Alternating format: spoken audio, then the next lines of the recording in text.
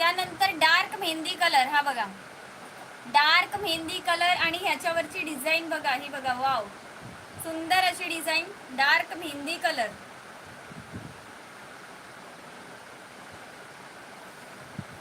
ही बघा पूर्ण ब्लाऊज पीसला अशी डिझाईन आहे. पूर्ण ब्लाऊजला तुम्ही बघाल तर ही अशी डिझाईन आहे पूर्ण ब्लाऊजला.